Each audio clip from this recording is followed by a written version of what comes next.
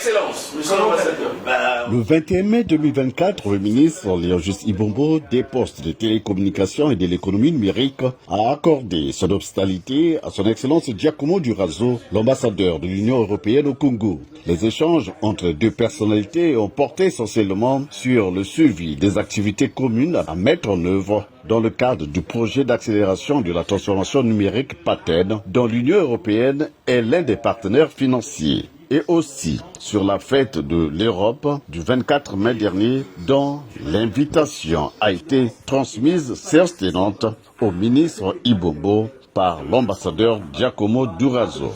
C'était un échange très chaleureux comme d'habitude, c'est un plaisir de rencontrer le ministre. Je voulais l'inviter à la fête de l'Europe qui aura lieu cette semaine à la résidence, mais c'était aussi évidemment pour faire le point sur le partenariat entre l'Union européenne et le Congo dans le domaine digital. Les choses avancent bien, nos appuis sont en train d'être mobilisés et donc le programme de l'appui européen au programme de la digitalisation va démarrer dans le courant de cette année, disons.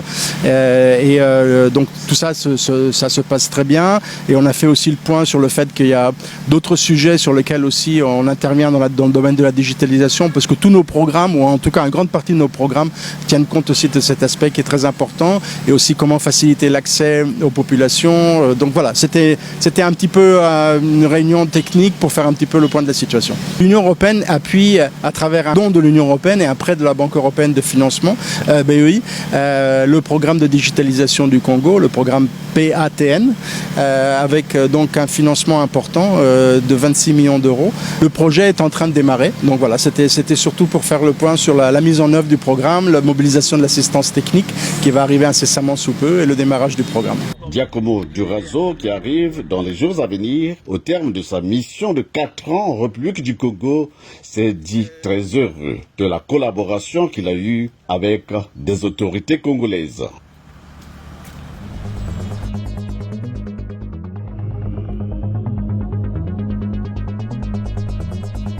La détermination des pouvoirs publics à redynamiser le service public postal au Congo reste jusqu'ici avérée. Mais en dépit de cette volonté, la situation de l'opérateur historique public en matière de poste au Congo est loin d'être réalisante. Née de scission de l'ex-ONPT depuis 2003, la SOPECO demeure lestée par d'innombrables entraves au triple plan structurel, organisationnel et financier. En clair, la SOPECO va mal.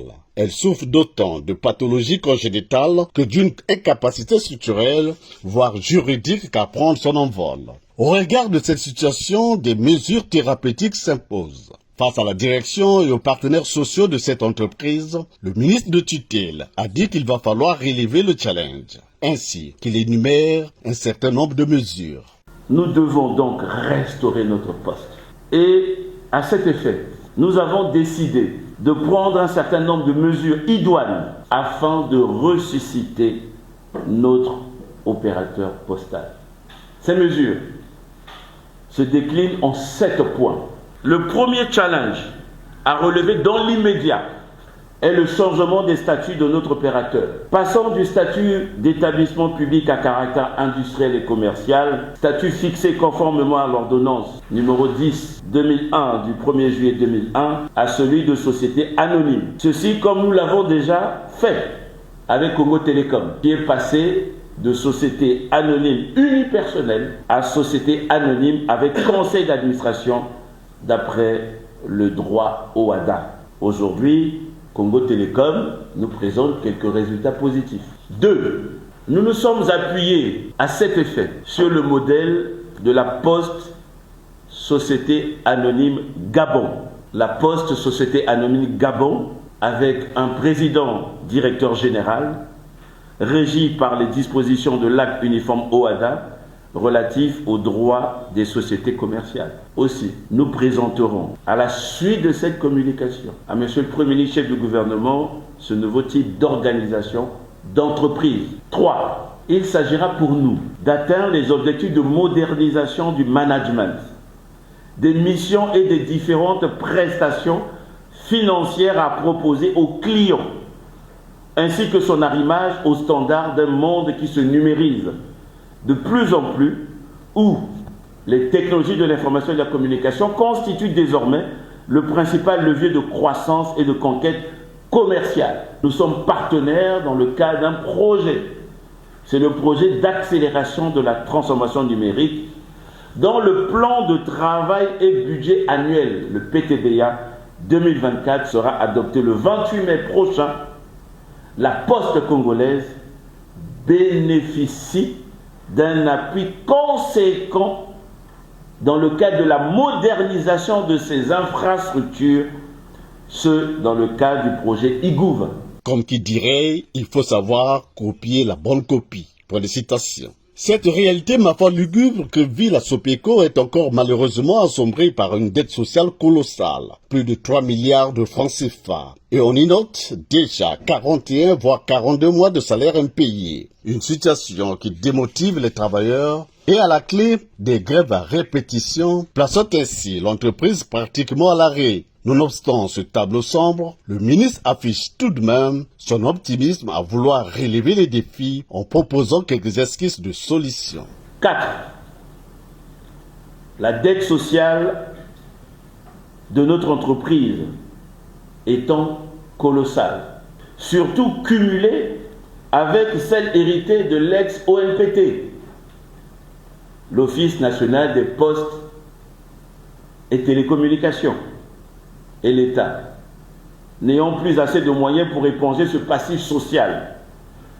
La participation de notre opérateur au capital de la Banque postale du Congo devra être ouverte à des nationaux que nous avons déjà identifiés pour prendre 10% des 20% dévolus à la Sopeco dans le cadre du capital de la Banque postale du Congo. D'ailleurs, une fiche a déjà été adressée à la hiérarchie à cet effet, suite à la session extraordinaire du comité de direction de la Sopeco en date du 22 décembre 2023, confère la recommandation numéro 002/2023-CD du 22 décembre 2023. 5. La mise en place d'un comité de gestion et de suivi de cet apport social dont l'objectif central sera l'apurement de la dette sociale de la Sopeco. Ceci pour un tant soit peu restaurer la dignité des agents de la Poste. 6. La nomination du président du conseil d'administration de la Sopeco ainsi que du directeur général de la Poste, société anonyme, sera donc le couronnement de cette réforme que nous allons mettre en œuvre immédiatement. Enfin, le 7e point demeure la recommandation de la tutelle relative à la direction générale de ne ménager aucun effort pour payer les salaires des travailleurs. Ceci en recouvrant toutes les créances, les loyers, y compris la quotité de la part du timbre électronique, ainsi que d'autres ressources. Mais la tutelle reprécise ceci. Le paiement de salaire doit se faire conformément à la réglementation en vigueur, qui stipule que le salaire est la contrepartie du travail.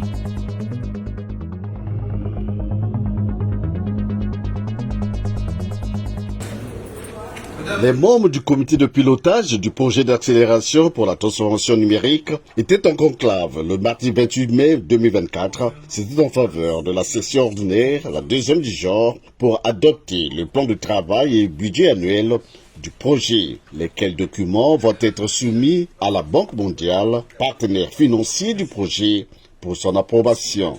Ce conformément à l'accord de financement conclu entre le Congo et l'Association internationale de développement. Ouvrant les travaux, le président du comité de pilotage du PATEN a exhorté les membres de cette instance à faire preuve d'abnégation pour parvenir aux résultats escomptés. Le gouvernement instruit le comité de pilotage de prendre en compte lors de nos délibérations les projets ci-dessus énumérés.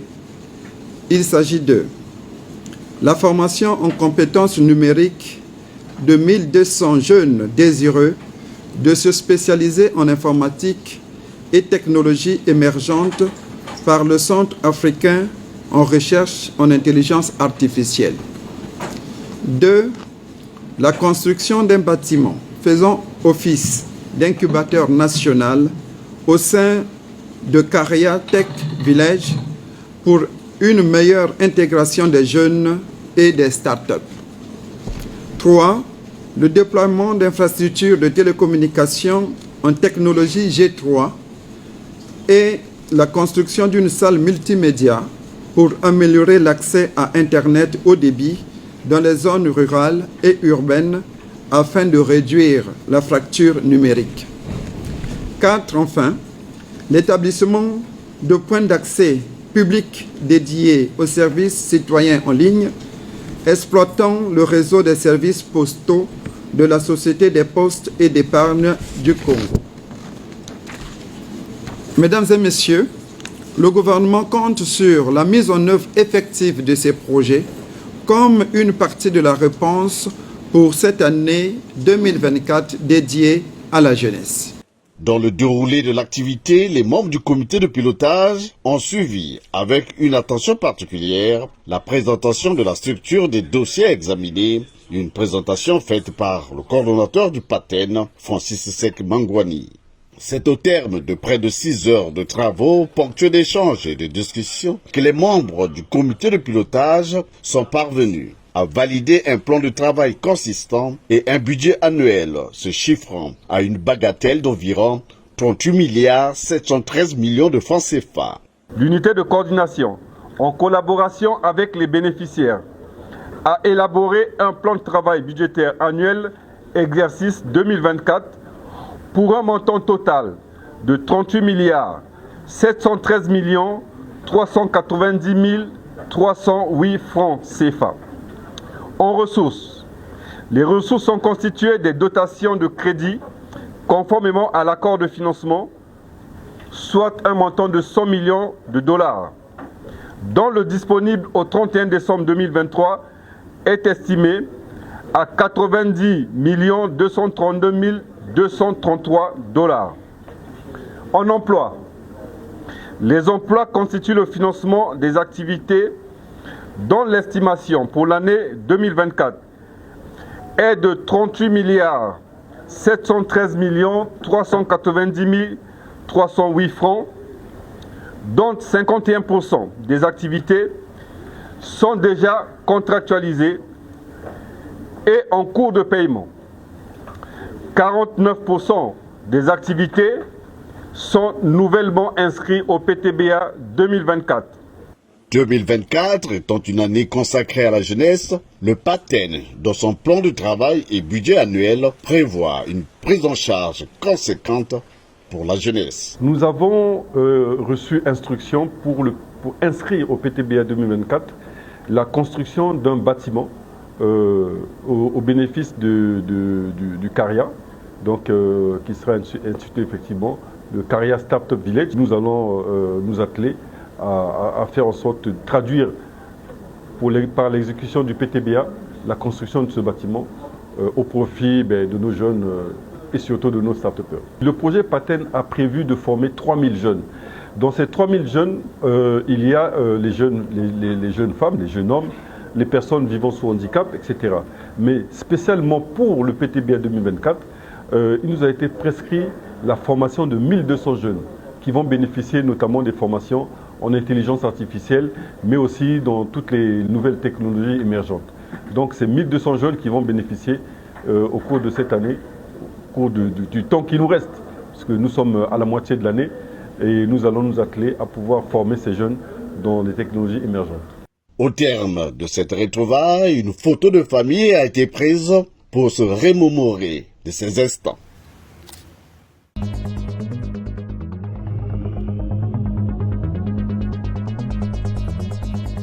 Ce sont 10 participants attendus pour prendre part à la session de formation sur la cybersécurité organisée par le PATEN.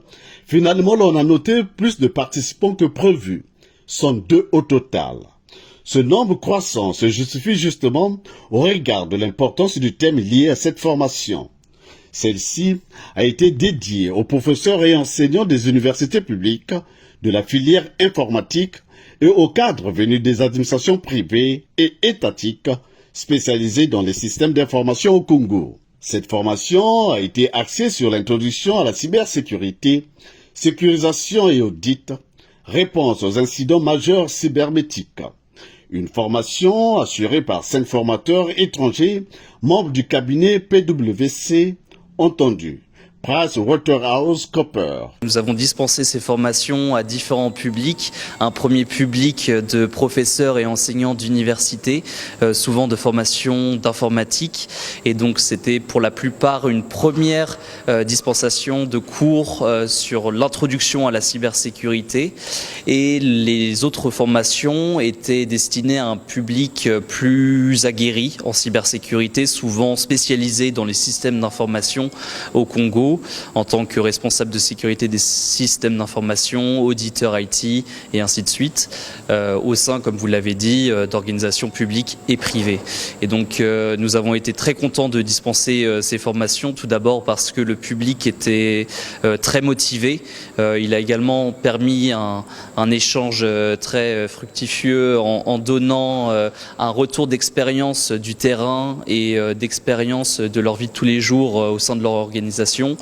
Et nous espérons maintenant que le contenu de ces formations pourra être utilisé au bénéfice de ces mêmes organisations. Ce au grand bonheur des bénéficiaires.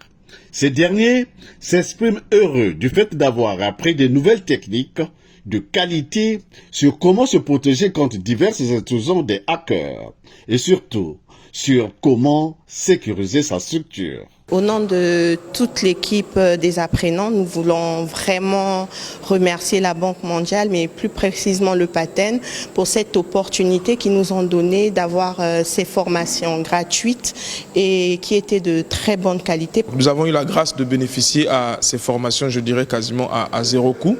Donc nous leur sommes reconnaissants déjà donc le projet PATEN et par ricochet donc la Banque mondiale. Le premier souhait que moi j'aimerais émettre, c'est qu'aujourd'hui ce genre de formation soit vulgarisé, notamment au niveau de tout le secteur privé ou également le secteur public, parce qu'aujourd'hui l'écosystème donc informatique concerne généralement ces deux environnements. Donc j'aimerais que davantage demain, puisqu'il y a quelques structures de la place dont nous n'avons pas vu leur participation, donc je suppose et je pense que dans l'avenir ces structures feront partie de ces diverses formations. Cette formation est à mettre à l'actif de la composante 1 du PATEN, placée sous la coordination de Maxime Bou. Ce dernier se dit très satisfait de la qualité du travail accompli. Nous sommes très satisfaits des résultats parce que les personnes que nous attendons sont devenues plus nombreuses que ce que nous espérons. Et donc ça a donné vraiment des résultats très satisfaisants. Et nous sommes impatients de renouveler l'expérience, puisque dans le cadre du projet PATEN, il y a d'autres plans de formation qui sont prévus, qui vont se dérouler tout au long de l'année 2024.